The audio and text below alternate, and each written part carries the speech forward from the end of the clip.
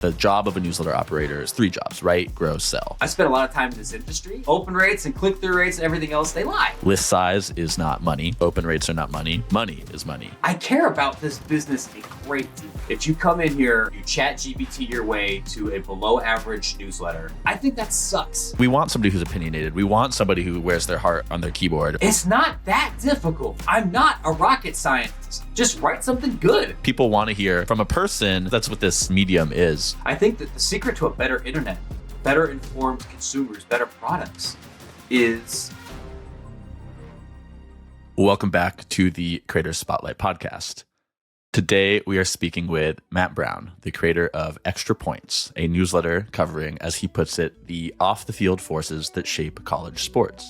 He also happens to be a prolific and incisive newsletter business commentator. This is not the first podcast he's been on talking about these things by any means, and he is an active member of several newsletter business-related subreddits, much to his chagrin, as we were talking about shortly before starting to record. So I learned a lot preparing for this. Listener, I think you will learn a lot listening to it. To set the tone for this, though, I do want to pull on a couple Reddit comments and be very clear about what you do here. So you've built a successful niche media business. You are a dedicated journalist covering an undercovered niche with passion and rigor. You have a high quality, hard to find product without many competitors, and people pay you for that, which is just to say, your story is not one of like growth marketing, ad sales, arbitrage. This isn't like growth hack tips. You are somebody who's making a quality product that people think is worth paying for. That's the goal. That's what I'm. Seems to be working. It's what's on the business cards. That's what I've built my business on. That's my hope. You're right. This is very much not a business where I'm hoping to buy a subscriber for 30 cents from a Facebook ad and monetize it for 45. Well, so to pull a couple of these comments I mentioned. So somebody asked about 5 months ago on Reddit, what would you do if you were tasked with making a free newsletter generate a lot of revenue? Basically, I'm paraphrasing. And you said, I would write quality content for an audience that had the capacity and interest in paying for it. There's no secret sauce here, no magic A/B testing, no third-party tool that provides monetary magic for a newsletter.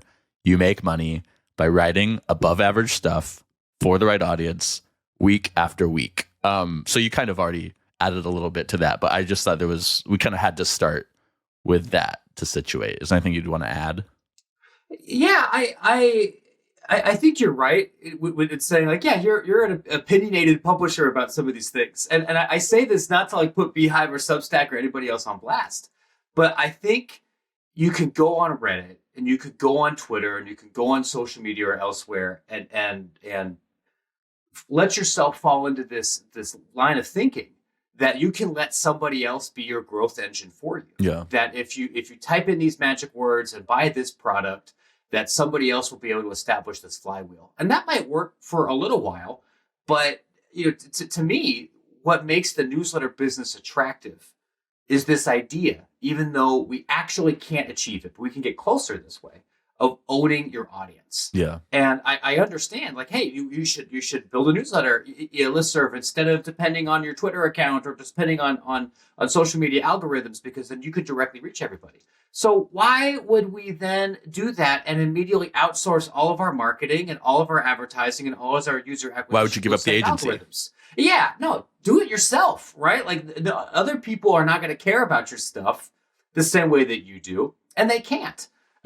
Which isn't, I mean, like, that isn't to say like you shouldn't use these other tools. I have a Beehive account. I run Beehive ads occasionally. I should say you've done all the platforms. You started on Substack, then you were on Ghost, and now you're on Beehive. You said, I think, don't worry about the platforms, like worry about making content, make the thing. And then each platform you say, again, and I don't really want to fall into like a platform conversation trap here, but your point is that each platform has like serves different strategies, different monetization techniques, different, personal skill sets, right? Like make your thing, make it good.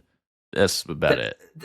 That's it. When I look at Reddit, when I see my LinkedIn feed, when I have gone to these newsletter events and everything, I feel like the biggest differentiator is people who know how to write stuff and people who don't. Mm-hmm. There's just so many dang newsletters of distilled this this founder story into these 6 bullet points, or here's 9 AI tips that I found on the internet this week. I'm like, for God's sake, there's like 9 of these things already, right? The thing that differentiates you is not that you wrote a better prompt, just write something good. Yeah, which, it's simple. I mean, I was going to say like easy to say, harder to do, but it's also easy to do if you just kind of sit down and do it. Anyways, so we should say briefly what Extra Points actually is. So it's a newsletter where you write about the business of college sports. You do this at least 4 times a week. 2 of those are free. The rest are paid.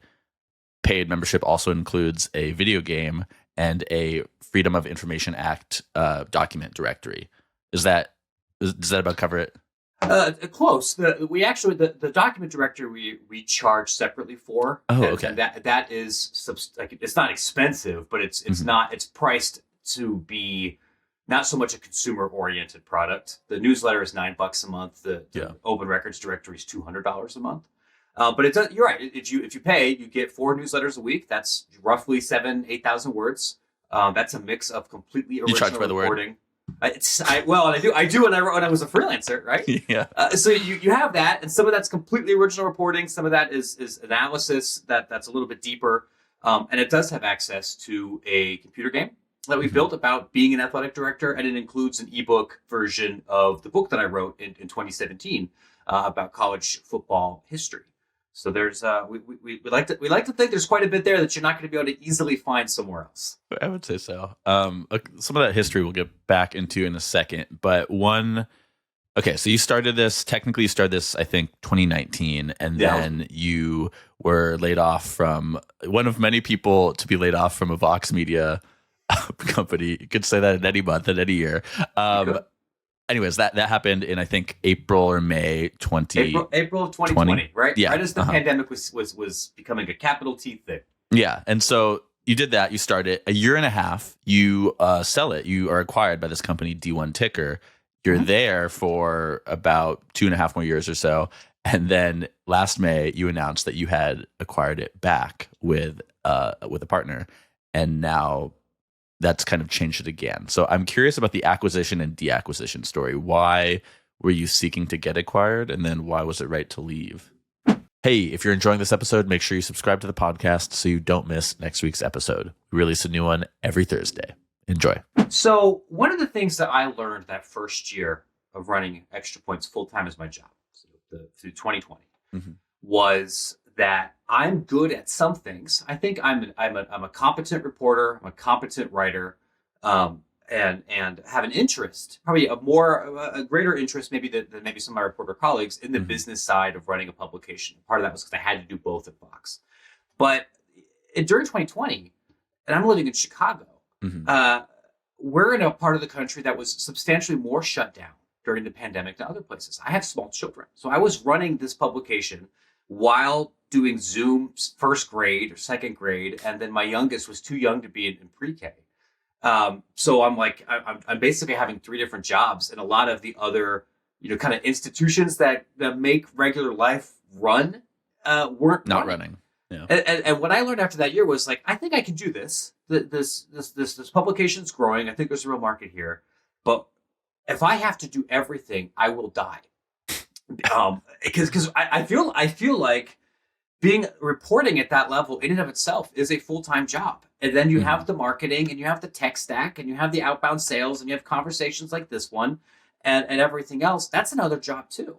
Yeah. And I talked about it with my wife and our family. We kind of decided it would be better if I could partner with somebody who's good at the things that I'm not as good at to help me focus on what I am good at. I met with several publications about a potential acquisition or an equity stake and everything.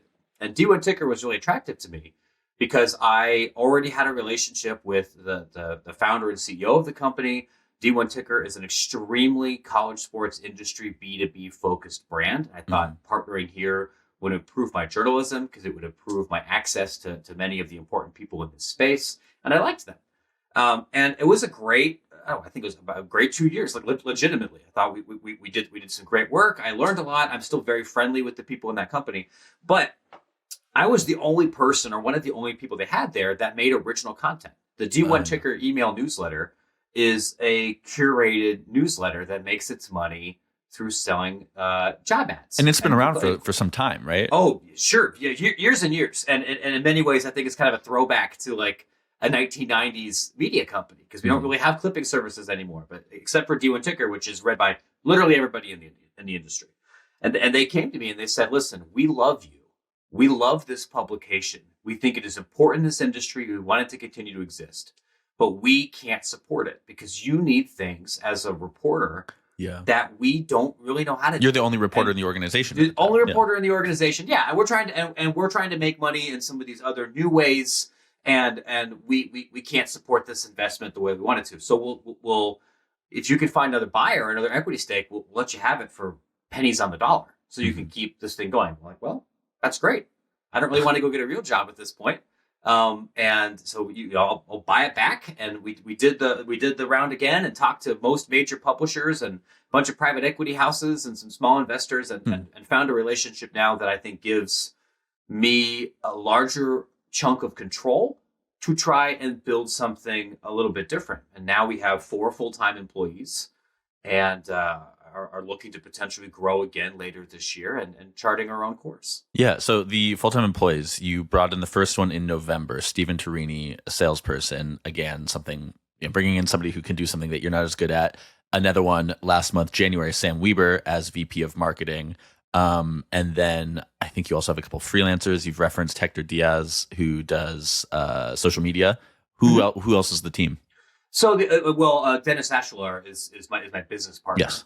He's the one that owns the equity stake. He's based in California. He has a marketing and finance and product background that I don't really have. So I count him in that group. But we have some consultant software developers that have helped us with their FOIA library. I have an executive assistant here in Chicago who helps do document management and manage my schedule. Oh, they booked this meeting, of course. They booked this meeting, right? Yeah, which is she's awesome. I have terrible ADHD, and there's always so much like organization that Adderall can help me do. And so like having somebody else to be my executive function for a couple times a day has made my life so much better. So and I think we're kind of looking at maybe Q3, Q4 having another writer. Just because I do almost all the writing right now, and thinking, well, if we have somebody else to help with content, that frees me up to do maybe writing, reporting, and also maybe some of the bigger picture marketing or event kind of things. Creative strategy campaigns. Sure, right? I spent a lot of time in this industry, and some of the sales and some of the editorial packages that we want to do require some of those relationships. So even though I'm very, very fortunate as an independent publisher to have a team, we're not at the point where I can delegate everything and just put my head down and report, Nor does it sound like that's something you really want to do. I mean, it's evident to me by how active you are in like contributing to the conversation around the business of independent newsletter publishing that like, as much as you do come from the reporting side and are so good at that, like you're kind of addicted to the stress of the business side. I get the impression. So there definitely is a little bit of that. I didn't jump into this thinking I wanted to be an entrepreneur, but I do. Yeah. But the other thing, to be honest with you, is like I care about this business a great deal. Yes. And I care about that because I want a better internet. And I think the structures that kind of force me to be independent, from being laid off from Vox, and there's so many other people that have similar stories in institutional media or larger digital media, and who have been really hurt by the focus for scale and dependence on programmatic advertising and dependence on social media owned algorithms. Yeah. I think that the secret to a better internet, better informed consumers, better products is people who make stuff taking ownership of those things. This is one of my many definitions for like what is a creator. Kind of my favorite I hate one. That term, yeah. Yeah, exactly. Yeah. And so and that's kind of my mission here is to define it in a way that is useful and like I don't know, isn't something to be hated. I don't know. Maybe that's what's been thrust upon me here. But the way I like to the word I like to use or the phrase I like to use is somebody who's contributing to the corpus of the internet, right? Where the internet is this pool made of all this data that people and companies move around day to day. The first person I interviewed for this series, I asked them like, do you think you have a responsibility to your audience, and what do you think that is? And this is somebody who writes about like the psychedelic news and research space. So I'm like, that very clear reason I asked that question. And I would ask everybody else I interviewed for a little while, but people kind of stopped having answers. No, people sometimes were like, I don't really think about that at all, which to me is a shame, because you kind of, whether or not you choose to accept it, you do have a responsibility in that sense of like creating a better internet, giving consumers like vetted, rigorous information, right? So I guess a question for you here, because you do care about this so much, are there any, you don't have to name names of like specific businesses, but I wonder if there are like business models in this kind of indie publishing space that you resent or that you think are, you know, harming the internet in that sense? Yeah. This has probably come through in some of my Reddit commentary. It's probably came through in this conversation a little bit. It certainly isn't, I think, if you follow me on other platforms. I resent people that get into newsletters and independent publishing and look at the creation of the text, the words, the product itself, as the inefficiency that needs to be solved. Yeah. If you come in here and you chat GPT your way to a below average newsletter and you put all of your energy into information arbitrage, I think that sucks. And it may be profitable, but you're selling dreck. And ultimately, I think that hurts me if people associate newsletter or associate independent publishing with slop or dreck, right? If I'm in the steak business and the market gets flooded with Taco Bell, Hamburger Helper, oatmeal gruel, ultimately people are going to look at meat and think that it's bad, even though I'm making good meat. You know what I mean? Like, yeah. And so I think that there is an element that's fundamentally hostile to people with deep subject matter expertise and pour that into the text and writing that they do. And I look at anybody that is trying to build a business to smooth those edges around, or as hostile to what I want to build and what I want the internet to be. Yeah. I'm also more than happy to talk about business models that I think are great. I think please do, yeah. Yeah, right? Like, I don't want to just be a hater of like, I think your AI newsletter sucks. Yeah. Right? Like, I look at what Defector has done in the sports space with a lot of admiration. And I look at that one, not just because it's worker owned and it's full of a bunch of reporters and that makes you feel all warm and fuzzy inside. But I think that model has also, I think, been really creative about launching new and high quality IP. I think they've been creative in other products they can deliver besides just text, whether that's crosswords, whether that's games, whether that's events, which are the kind of things that we as a collective industry are constantly talking about. I think that there's been exciting developments in independent journalism centered around hyper niches. Like I think there's exciting stuff that's happening in climate reporting within independent publishing.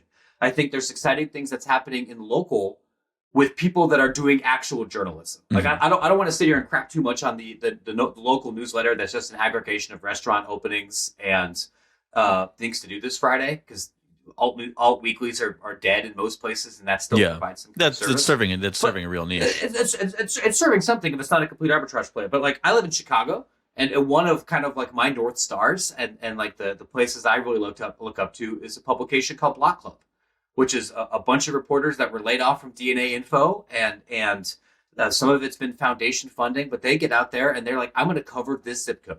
I'm gonna talk to people on the street. I'm gonna tell you exactly what's happening in this hyper local area with reporting, with getting out there and making phone calls, and that has improved my life as a Chicagoan significantly. That's a thing that I think can be replicated elsewhere. There are good things happening out there.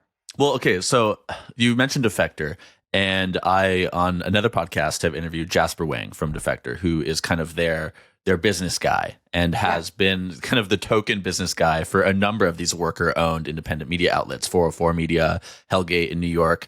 There are all these kind of like ex-journalist worker-owned companies that didn't really have somebody who really understood the business side, and he has kind of been that source. And I'm thinking of something when I interviewed Matt McGarry a few weeks ago. I think he said he got this from Austin Reef, but like that the job of a newsletter operator is 3 jobs: write, grow, sell, right? And with somebody like you clearly come from the writing side, and you're fluent in these other sides, but you are outsourcing them. I think with some of these more like arbitrage type people, like they are really good at the grow and the sell and maybe not the writing. And there's this like kind of conflict where a way I've framed it before is that like the people who come from the more business side aren't really obligated to adopt the principles and the quality of people who come from the writer side, because that's just one business model. Whereas the people who come from the writer side, like that is their core thing. And so they are obligated to adopt the grow and the sell principles, right? And there's this kind of power imbalance where, not that like, I mean, I think attention is a limited resource, but it's not just in a purely black and white way. You know, people can give their attention to multiple things. Long-winded way of saying that write, grow, sell kind of triad. Do you think you can really come into this and be successful long-term with just one of these? Or do you have to have at least two to like get past a certain point of like actual sustainable, livable success? It's a good question. And I'm open to being talked out of this because I can't read every publication out there. I'm not going to sit there and pretend that I know everything. I do think you have to be good at least two of those. It doesn't have to be you personally. You know, I think another thing to consider, and I think you did raise a good point, is if you come from a more traditional journalism background. I'm using traditional more expansively here because, like, I don't have a journalism degree. I actually got into this business like making jokes about Ohio State football and Pokemon for SBC. Yeah, well, you were like, didn't you do like a magazine internship back in like 2007 or something like that? Oh, I did. You've been interested for a long time. I've been interested in a long time, but I, you know, when I was 23, I was teaching elementary school. I wasn't working in a newspaper. Yeah. But whether you're working at SB Nation or Vanity Fair or the Dallas Morning News or any of those places as a reporter, you are taught there's supposed to be a firewall between you and the commercial interests.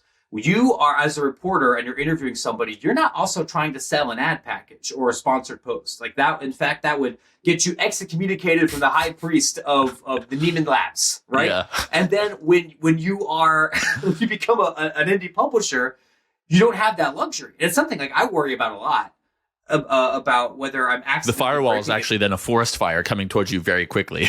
Yeah, like you kind of have to do a lot of these things, and I don't want to break ethical guidelines, and I've probably erred on the side of trying to be maybe more on the other side and alienated some potential commercial partners. Mm-hmm. But it's not that writers don't have that skill or can't learn that skill. I think they were almost taught that they shouldn't have that exactly. skill. So there is an unlearning or kind of having to reorient, make sense of some of these guidelines when you come from the writing world and now have to be an independent business. Okay, wait. So coming from the writing world and entering and like having to breach this firewall a little bit. I'm curious what your values and like what integrity means to you in this way, what your values are in a way of like trying to come up with like some new creator journalist, you may hate the term, but creator journalist kind of ethics and values. Like for one, I know that you don't work with sports gambling advertising partners, and you've stopped working with crypto advertising partners. You experimented with that, but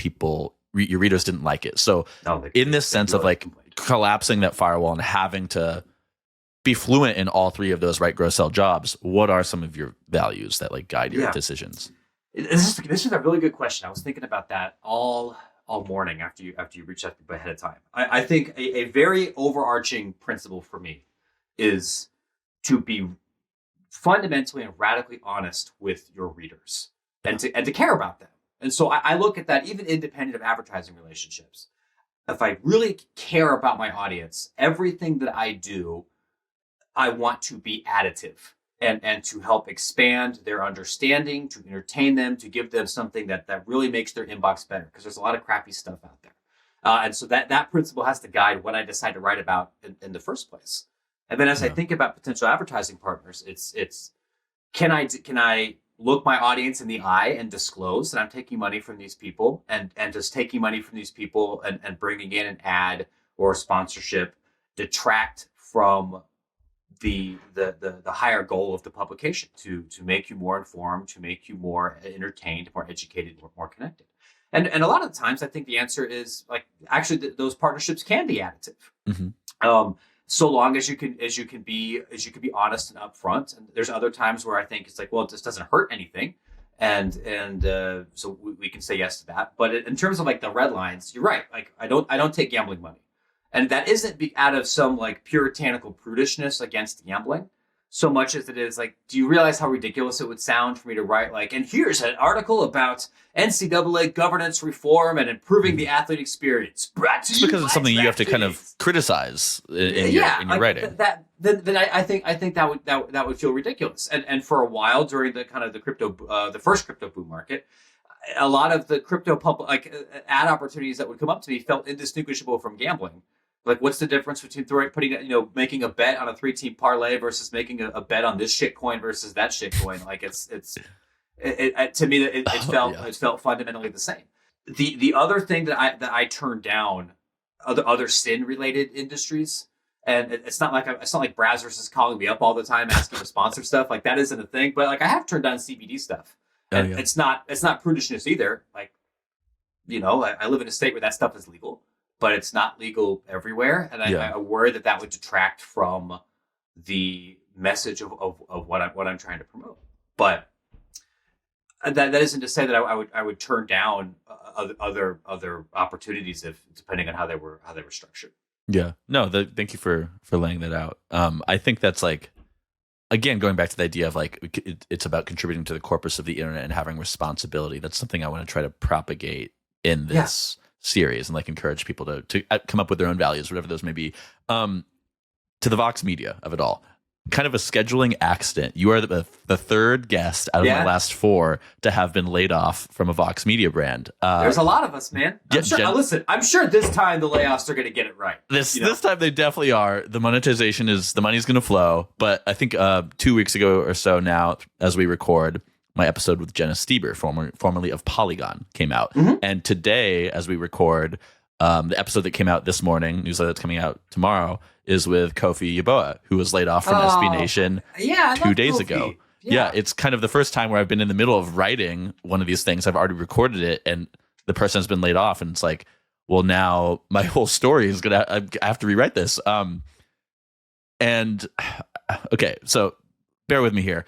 Sure. When I was talking to Lindsay Stanberry a few weeks ago, who is formerly of Refinery 29, I don't think that's a Vox Media. I don't know if she has ever worked for Vox Media. It used to be. I think there you go. I think for a minute, after I left, I think they bought it and then they got to get rid of it or something. Well, so now she runs The Purse, which is an independent women's finance newsletter. She left Fortune on her own volition to do that. But in speaking with her, this is like a wonky idea, but I was like, is this a future where like these more traditional media businesses, whether they're new or old, because of the unreliability of employment, where it almost becomes like a grad school or boot camp for independent journalists, where you go there, you develop your beat, you learn from pro journalists, and then when you're inevitably laid off, maybe that's being a little flippant, but when you inevitably leave, then it's like, okay, now I'm prepared to go and start my own thing. Do you think that's like one future of traditional journalism, is being like the boot camp, the grad school?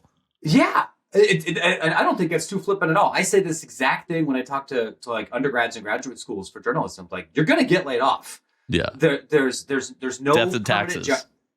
There's no, especially if the institution's never going to love you.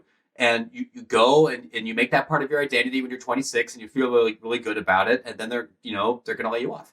And it's funny, like when I was at SB Nation, probably like the middle part of that era, just as it was starting to decline, around 2017, 2018, this was a regular conversation that I had with our bosses and with kind of our editorial leaders, was like, we're losing people a lot, both from our contractor base who then get full-time jobs that we can't keep, and some of our full-time writers. And they're going to ESPN, they're going to The Ringer, they're going to leading newspapers. Mm-hmm. And it's hurting our brand. We need to keep some of these people. And the response that we got was literally, we actually view it as a positive because this will help us in recruiting. And we don't view ourselves as a place where you're going to keep working when you're 35. This is double A.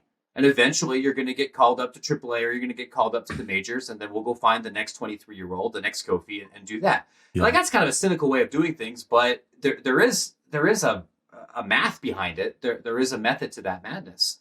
And if you look at the alumni of Polygon, of Vox.com, of The Verge, of SB Nation, many of them are either leading independent voices or leading voices for the New York Times or the Washington Post or Wired or everywhere else on the internet. I think it would probably hurt Jim Bankoff's feelings a little bit to think of himself as just like the NYU of the journalism world, that you take out a bunch of debt to move to New York or DC, and then you go do something else better elsewhere. But that is what the company is now. And that's, I think, what BuzzFeed is, and what the Huffington Post was, and what a lot of these other places are. And I'm conflicted about it because I owe SB Nation my career, because that is where I learned how to be a reporter. That is where I learned how to write on the internet. You think Extra Points wouldn't exist had you not spent Extra Points would not exist without SB Nation. No, and some of my best friends came from that. So I look at that with a lot of gratitude. And also, I'm going to die mad at Jim Bankoff because I look at this and not just him, but other people who I won't personally call out on a podcast. But you also look at this and think, like, you ruined a good thing. And what I've learned from running my own thing too now is this is difficult. It's not that difficult. I'm not a rocket scientist. I'm never going to sit here in front of a microphone and go, I, Matt Brown, have discovered the secret of making media profitable. I alone have discovered fire from Prometheus. It's not rocket surgery to write things on the internet and make a profit. Well, so something there, at the turn of the year, I interviewed my co-host on my other podcast, Tasteland, Daisy Aliotto, who does Dirt Media. And she had this great way of thinking about it, where she's like, media is a primordial soup, where you as an independent operator and all the big companies are all in the same soup, like worrying about where does the wind blow on digital media next? And like, where do we need to evolve into? What are the risks we shouldn't take, et cetera, et cetera.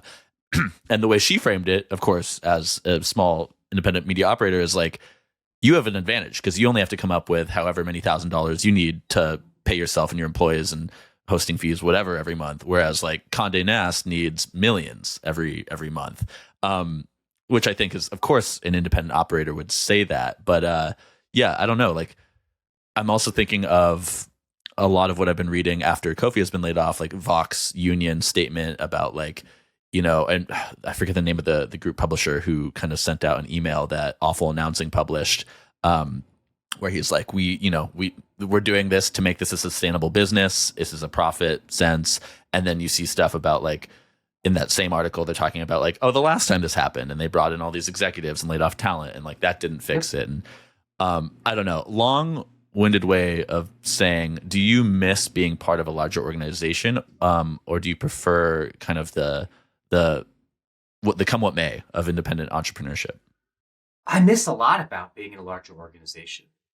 And maybe that's a heresy for people that are supposed to say like, I don't know, there's only 3 of us and this rules. I miss it because I think some of my best work came when I was in an office and I could get some of my best friends and some of the smartest other people, or we could do it in Slack and we could get in a whiteboard. We could bounce ideas off of each other for an hour and a half and then go make something.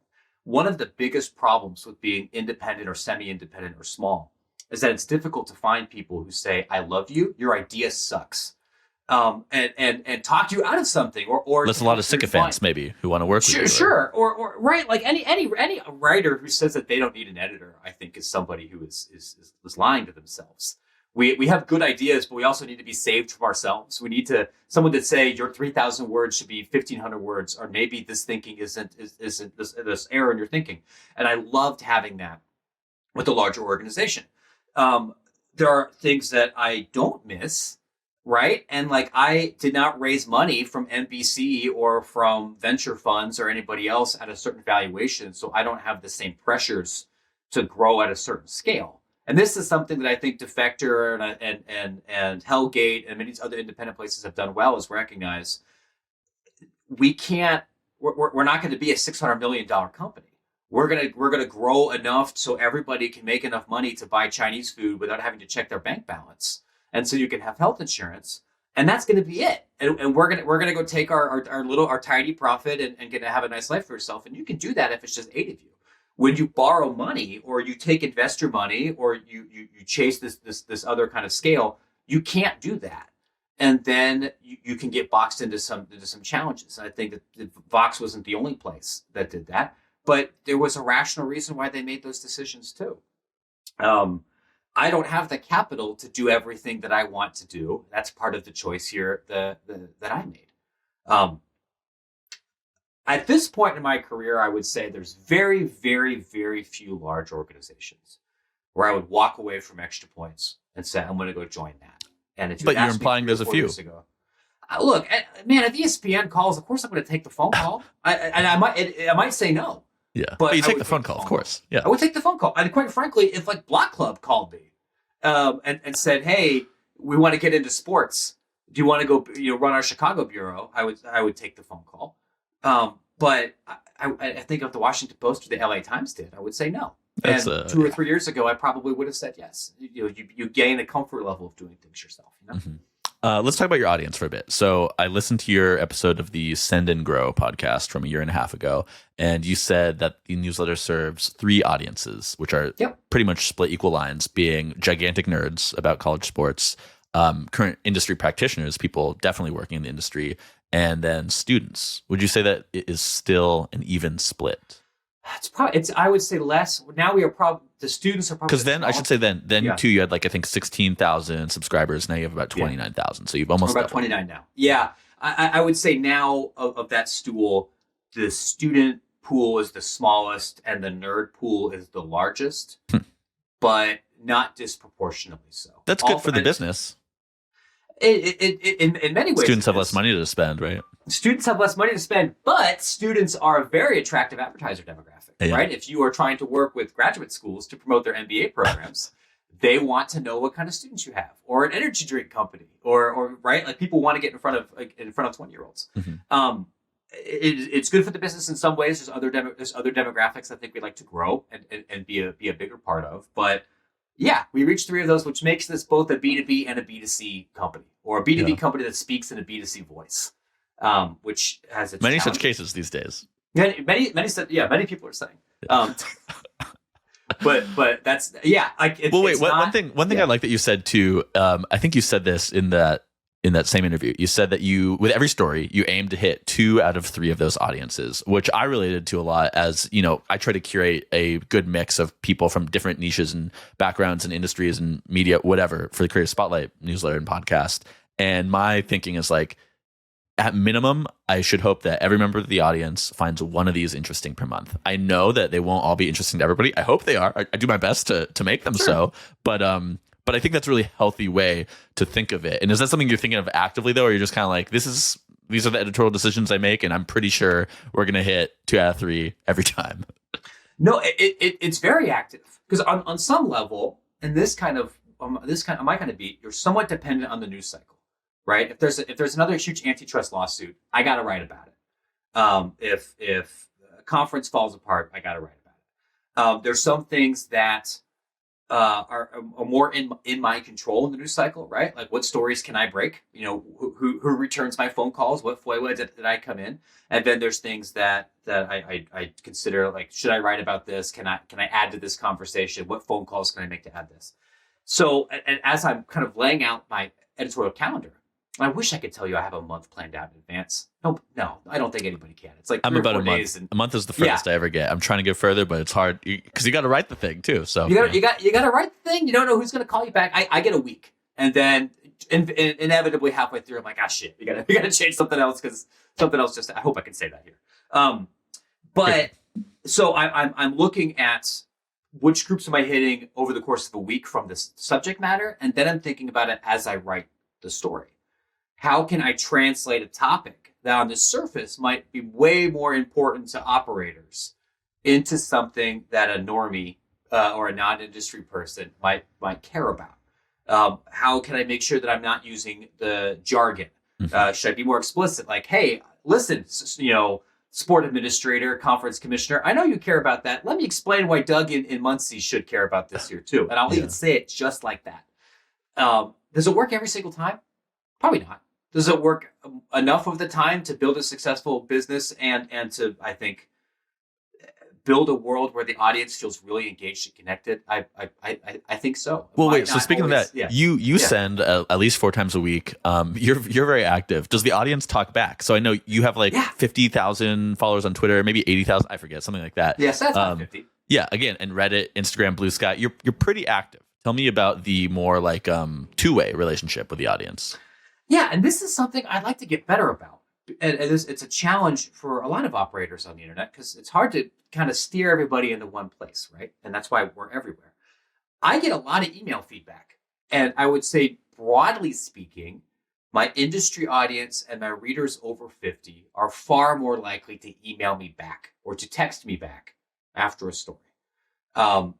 It is not uncommon for me to get 5 or 6 responses, and I try to write back to those, unless they're very rude, which happens very, very rarely, and keep the conversation in my inbox. My readers who are younger or who are less likely to be in the industry will engage on Discord. They'll engage on Blue Sky, far more on Blue Sky over the last year now that there's been an exodus from Twitter. And I got to be honest, the people that respond on Twitter, one, like there's not as many of them because my reach has been nuked because of the way the algorithm's changed. And two, I'm maybe not getting as many Mensa members as maybe I used to, maybe under different platform ownership. It's funny you say that. Because I recently replied to the Creator Spotlight welcome email. I just got a reply from somebody who works at Mensa this morning. So, oh really? Well, I'm not surprised. You have lots of Mensa members. I got a couple, and I got a couple that are only here for me reading about the video game, and that's very clear. There's maybe a little more vitriol on Twitter too, or yeah, a little bit of that, and you, to the perhaps detriment of my mental health, but to the benefit of my business, I try to respond in a lot of those. I noticed you are prolific. It's the only way I ever learned how to write, and maybe again it might have been different had I gone to Columbia or something. But what my whole ethos has been is I'm going to bring my authentic self everywhere where I'm going to be on the internet. I really admire that. I really do. I appreciate that, and I've been really fortunate and blessed in my career. I think overwhelmingly, it's helped me, and it does mean that sometimes you kind of bleed on the keyboard a little bit and get vulnerable in a way that might be uncommon for a B2B writer. But I think the people that then pay me $9 are my ride or dies. Well, this is the creator journalism model where we want somebody who's opinionated. We want somebody who wears their heart on their keyboard or whatever, like that's what's appealing. And I mean, when I started doing Creator Spotlight like a little over a year ago, I tried to keep it more neutral, to not use the first person I in the newsletter. And then when I did some opinion essays, I was like, these got like many times more responses than the other ones. People want to hear from a person. Yeah. This is, that's what this medium is. I want to talk about the starting up the newsletter. You were talking a little bit ago about how you weren't like NBC didn't invest in you, no venture capital, whatever. But I understand that when you got laid off, you'd been saving for a layoff scenario. So I don't know how much that is. Let's say it's like at least $7,000. You were given a severance buyout of $35,000, and you also got a $28,000 grant from Substack. So probably at least $70,000 there. And again, you're a married father of 2, I believe, living in Chicago, relatively affordable city. But that's kind of your startup cost of like, I don't necessarily have to go get another job right now because I have this money to write and do this thing. How far did that take you? Over a year. So I'll be honest and transparent, right? Like I had a couple of big advantages. One, I saved more than $7,000. Yeah. Like I would say that, like my last year with Vox was really bad. And I knew I was either going to get laid off or I was going to get fired. Yeah. And I had to try to find another job, and that didn't work out. But I had a big piggy bank saved because I knew that marriage wasn't going to end well. Yeah. I think and thanks in part to the Vox Union, I think my severance was about $35,000. I had we'll just say more than $7,000 saved. I think the Substack grant was $2 or $3 grand. And my wife worked the entire pandemic, and more importantly, she worked and had health insurance, because she worked in the healthcare industry. So I was worried because I'm neurotic and worry for the sake of worrying the whole time that first year, but never at any point would I think I'm going to lose my house or I can't buy Lunchables for my children or anything. And I was cash positive after month 3, but I didn't feel the need to replace my income or until the second year of running the publication. Which was a massive. We should also say real quickly. You should say I think you grew pretty quickly. You were already an expert in this space. I think you said you had 15,000 Twitter followers. You published a book, so you were already you weren't a nobody. You were somebody who people already knew to come to for college sports information. Yeah, I like to joke that when I launched Extra Points, I wasn't the most famous Matt Brown writing about college football on the internet. I have a doppelganger who works at The Athletic, who's like about my age, and writes about similar nerd stuff. No disrespect to the other Matt Brown, who I love, but I think I passed you at this point. Now that he's worked, he does more behind the Look, scenes stuff. I googled. Yeah. I spent a lot of time googling you last night. And all the links led to your stuff, so I'll say that. Suck it, MMA fighter Matt Brown, right? Like I have terrible SEO. No, that is part of the story, right? Like I didn't start from zero. I didn't start. I'm not Mina Kimes. I'm not Spencer Hall. I didn't come in with this massive following, but I did have a little bit. And I think after by the end of the first year, I want to say the earned revenue from the newsletter was probably 35, 40 grand, which was not what I was making at Vox before. But between that and what I had socked away, like I felt fine. Yeah. So I read the Beehive case study that came out like 2 weeks ago or so. And in this, it says that you're currently bringing in around 17,000 per month, around 200,000 per year before salary expenses. And that about 90, you said well north of 90% of your revenue comes from paid subscribers. I'm curious, like, if that's still true and if that's a percentage you're trying to like lower. I'm definitely trying to lower it. And part of that, like, our business goal for this year, part of this is to substantially grow the revenue from our open records library data product. We view that as a place that has the potential to be higher margin and give us the cash flow to make investments elsewhere. Yeah. I'd have to go back and double check the Stripe data now. Like we might be north of we might be under 90% in terms of revenue, but like that product launched in September, and it's generating at this point thousands of dollars a month in revenue that's not tied to the newsletter subscription business. So also the subscriptions, you started at $7 a month, then you went to $8, and now it's $9 a month. When and why did you raise the prices? So this is one of the kind of standard bits of advice I give to people who are launching these publications. Just charge more money than you think you should. You can always run sales. But in my professional experience, maybe yours has been different. Maybe it's different for some of the other listeners. My professional experience, consumers of news products are generally not price sensitive between like $6 and $10 or $6 and $11. They're price sensitive from $0 to $1. Most of them are just never, ever, ever going to pay. Because they've been conditioned to not having to pay for this kind of thing. It's a pain in the butt to get out your credit card.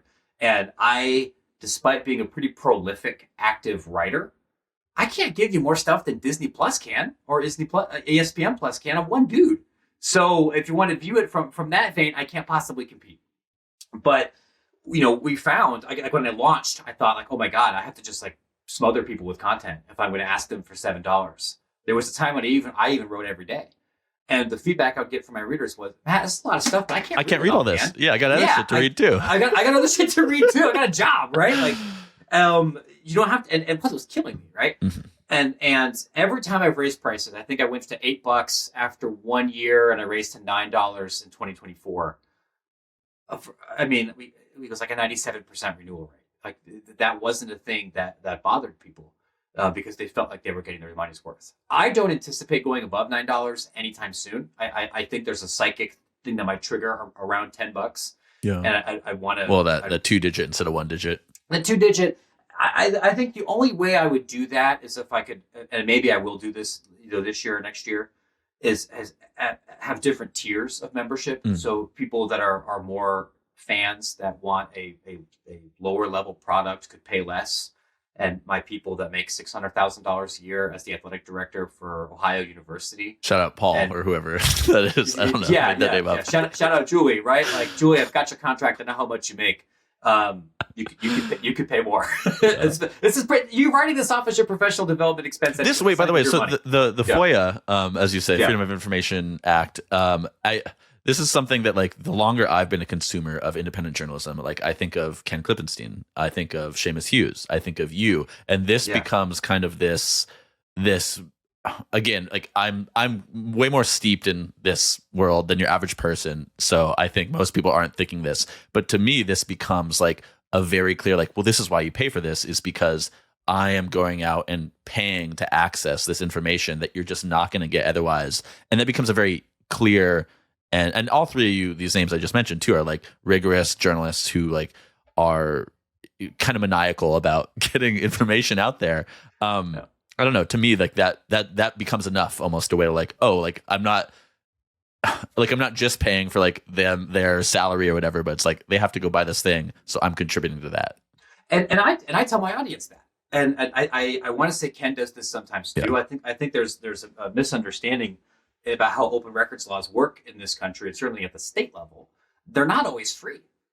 I pay thousands of dollars a year in fees across the country to acquire records. And a lot of those are for things that aren't even especially adversarial. Coach contracts, itemized budgets, vendor contracts. And those are things that will primarily benefit our practitioner audience. Mm-hmm. And so I don't feel bad at all saying like, hey, if I spend $1,000 to get this, could you kick in $5 because this information could save you $20,000 if you have it.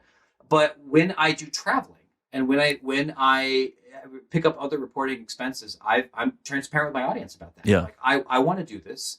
I think you see a benefit from it. There's a cost to it. And I should, maybe not all of my business partners or staffers love it when I'm as transparent about like the income for the business. But I should tell you guys, like, I don't make $200,000 a year, right? We might make that much money from Extra Point subscriptions and we have revenue from other places. We have other people we got to pay. Yeah. We have, and you're hiring more. We're hiring more. That's not my salary, right? Yeah. Like I am not rich from Extra Points. I might make more than I did at Vox, but I'm not. I'm not rich. Which is an indictment of traditional media pay structures. Listen, like I said, I'm going to die mad. I'm very, very grateful, but I'm going to die mad. Yeah. But and not every that approach doesn't work for every beat, every consumer, every market. But one thing I want to say about your audience too, and back to the Reddit of it all is, this was like 8 months ago or so, however deep I was in your Reddit comment history. I distinctly appreciate you doing this much homework. That's the rigor I can bring. That's what I can do here. That's my job. But no, there was this thread where somebody, I think it was in like the RCFB or it was like some EA thing, but where somebody had said like Matt Brown's newsletter, if you don't want to pay for it, here it is. And it was deleted now, so I don't know what it was. I assume it was like they were maybe a paid subscriber who had downloaded a PDF of this issue and published it there. And you were rightfully angry in the comments, but what I love to see was were like dozens of other people. They were like, dude, why would you do this? This is really shitty, like blah, blah, blah, which spoke to like a really loyal audience and kind of what we're talking about. These people who are willing to shell out for this thing and who like value your journalism. I'm curious if you could speak more to that episode. Yeah. So what happened there is kind of on accident. I ended up being the leading reporter on the development of the EA Sports College Football 25 video game. You had your own Gamergate moment. A little bit of that. And that was through a lot of open records. And then later, with me cultivating and developing relationships at Electronic Arts, at major licensing companies, like in and around the video game space. And I think for this particular story, like I was invited to play the game early. And because I wanted to avoid conflicts of interests, I paid for my own way. So I paid for my own flight and hotel and rental car to Orlando. And I think the whole trip was $800. Plus, I spent a lot of money on open records fees to get information about this game. So I paywalled, a story about my experiences playing that game early. Other reporters who were on that trip did not paywall their stuff. That's fine. That's their prerogative. And somebody repeatedly broke the paywall and shared it on Reddit and was indignant that I would charge. And you're right. Like a lot of people defended me. I think part of this speaks to maybe the hostility of the video game consumer market, which is different from some other places. But I've been really fortunate that my audience, by and large, really feels like by being a part of Extra Points that I think they're part of something more than just reading the guide that's going to tell them who's going to join the Big West next month or what's going to happen with collegiate soccer administration. And this is also part of why I try to over communicate with my audience, and maybe why I spend more time than I should on like Reddit newsletter forums and these other things, because I want everybody to think about how the sausage is made. I want writers like us to take a responsibility and think of themselves as part of this greater cohesive internet. This is the union guy in me speaking. We got to have some solidarity with each other. And I want my audience to understand, because even in hyper aware audiences and beats, most people have no idea how journalism works. They don't understand how professional writing works. They don't understand the rigor. They don't understand how the ethical structures work. They don't understand how the expenses work. They just think that words appear. And I think if we take the time to explain how all of this is connected, not to talk down to people, but just say, like, this is why I charge you. This is what I did to create this thing, and here's how you benefit. You're like a flag bearer for various literacies, like sports business, college sports business specifically, media literacy, like independent journalism. You are I'm trying. A literacies guy. And this is the teacher in me, right? This is the being son of a teacher. This is being the teacher. And does it take time away from other things that I'm doing? Yes. Is it tilting at windmills a little bit? Maybe. But man, it's got to have a code, right? You got to believe in something, and this is what I'm trying to do. Okay, a couple more things. I know we're kind of pushing up on an hour here, but there's a couple more things I want to get into. One, another Reddit post. You wrote this excellent, accounted 779 word post a couple months ago about buying and selling newsletters, and you say, obviously, we've discussed how your newsletter was purchased. You've sold a newsletter, and you also say you've purchased newsletters before, which I didn't see anything about that elsewhere, and that you kick the tires on buying others a few times a quarter. And before I give it back to you here, there's 4 main considerations, kind of the headings for this essay you write here. And one is list size is not money. Open rates are not money. Money is money. How a newsletter makes money or plans to make money should absolutely impact the sale price. Who your subscribers are is more important than how many subscribers you have. And don't just rely on Reddit or marketplaces. Reach out directly to potential buyers who could benefit most from your publication. So good principles. Maybe I'm teeing you up for too much here, but if there's anything you want to add to those. But I'm really interested in your newsletter purchasing habits and your tire kicking. Yeah, right. So there's a couple of different ways we can all grow our publications, right? We can grow organically. We can grow through targeted advertising campaigns, whether that's on social media, whether that's on podcasts, whether that's within other newsletters. We can rely on our newsletter hosting tool of choice and their house effects, right? And to the extent that any of those are valuable, I think depends a lot on your budget and particular niche. There aren't a lot of sports fans on Beehive. There's not a lot of sports fans or higher education professionals on a lot of these other places, right? So it's not as effective for me. And then you can buy lists. And this is not an uncommon way, I think, for many business and AI and startup newsletters or marketing newsletters to Jacob grow. Donnelly, a media operator, he just acquired another one a couple weeks ago. He did, yeah. And I did this earlier in my career. There was a guy that now freelances for us regularly that I admire, was looking to get out of the game, and he had like a 2,000 person list on Substack, and I thought there's a lot of heavy overlap here. Let's buy it. And when I bought it, and we kind of went back and forth together on the price, and then what I did is I didn't just automatically port everybody onto my list. Like I sent them all an email and said, I want to let you know, like, we've acquired this publication. This is my publication. I'm giving you all 30 days free premium access. On this date, I will move you in. You can click here to opt out. You can opt out after you're opted in, but I want you to have plenty of time. Notice this happening. Here's my personal email address if you want to talk. And I think 60% of those folks ended up sticking with us, and so we kind of priced that in, and that ended up being about as sufficient for us to acquire subscribers as anything else that we were doing. And so I'm constantly looking around because there aren't a whole lot of sports newsletters, but if somebody's doing something in like college baseball or college hockey, they have a smaller list and they're looking to get out or they're looking to grow quickly, sure, I'll talk to them. And we'll see if it makes sense. I think the vast majority of newsletters that I see people selling or talking about selling are pre-revenue. And they're just like, all right, I got this big number, like cut me the check. I'm like, that's worth almost nothing. It just like it's selling a pre-revenue like you said, business. Money is money. Right? Like to paraphrase the great NBA player Deion Waiters, men lie, women lie, money doesn't.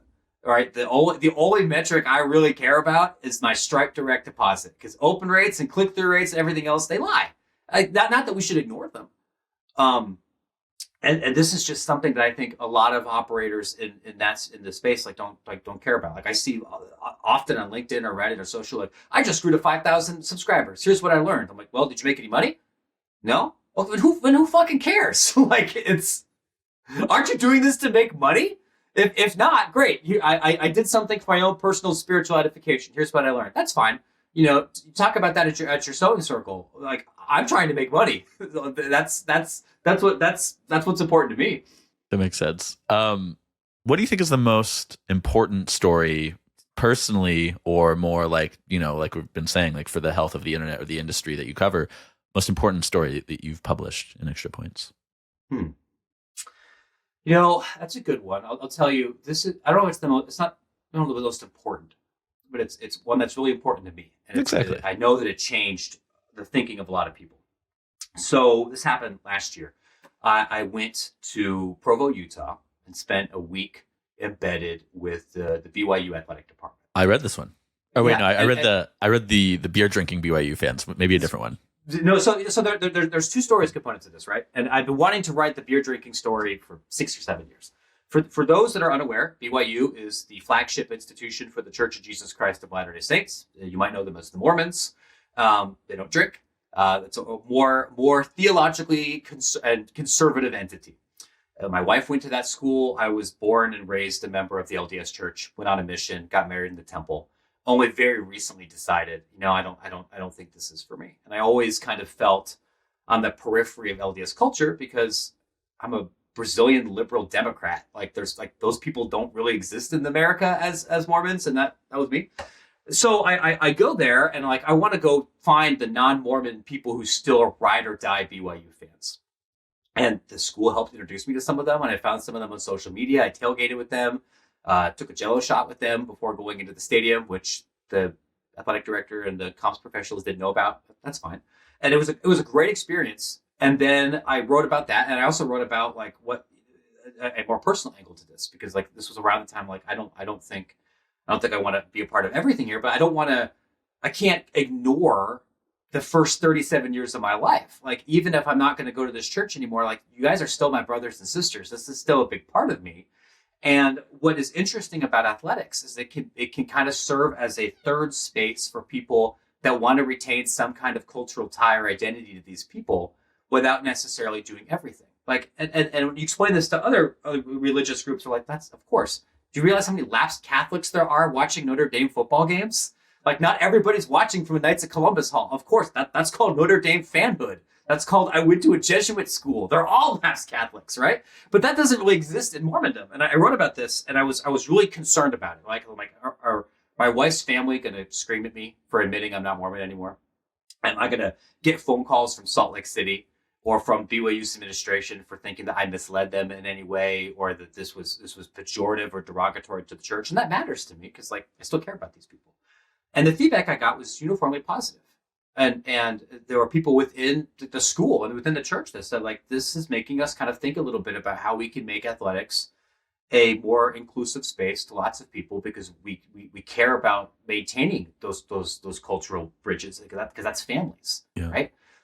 We thought you did this respectfully. We love you no matter what decision that you want to do. And I heard this from a lot of other fans and people that weren't LDS. They're like, hey, I really appreciated you sharing this of yourself and looking at this whole thing holistically, because it's a sports story, but it's also very much not a sports story.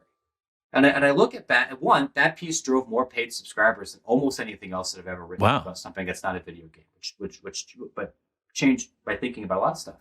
So it was successful commercially, but it was, I think, successful in shifting the thinking a little bit of people that I really care about and of what the kind of stories that are important to me. And I look and think like that's part of why I'm really lucky that I get to do what I do. And I could say like, this is for work. I'm going to go have a drink at Provo's bar. There's one. I'm going to go talk to the people that feel disassociated or disaffected from this community. I'm going to go to a volleyball game later and have a great time and write a sports thing.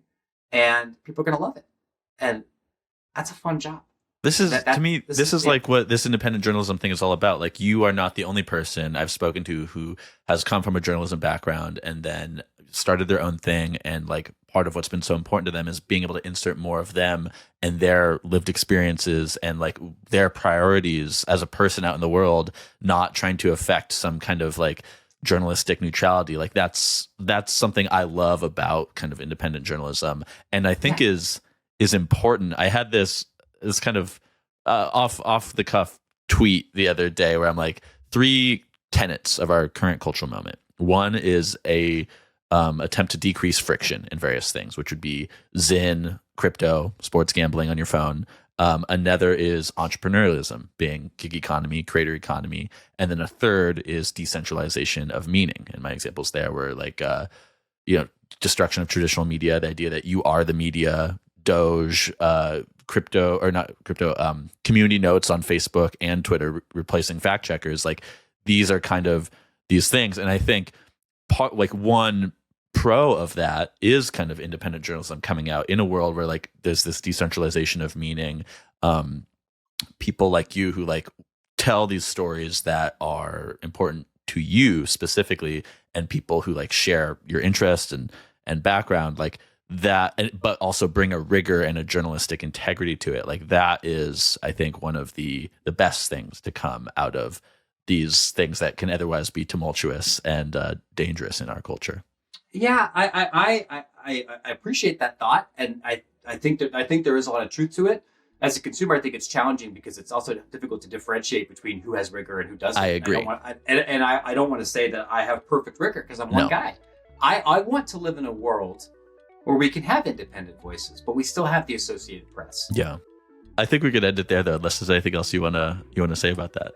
No, I can't think of anything else to add. Like this, it kind of comes back to this idea of if that's where we are, my God, we got to take that role seriously. Yeah, and do the very best we can. Like I am acutely aware of the burden, I think, of that comes with that, and the responsibility. And like I just hope I don't screw it up. Well, you're doing a good job from where I stand. Thank you for coming on, readers, listeners. My pleasure. Go to extrapointsmb.com, correct? That's it. Yeah. Perfect. I hope you guys like it. Yeah, this has been great. Check it out. This has been the Creator Spotlight Podcast. Thank you. See you next week.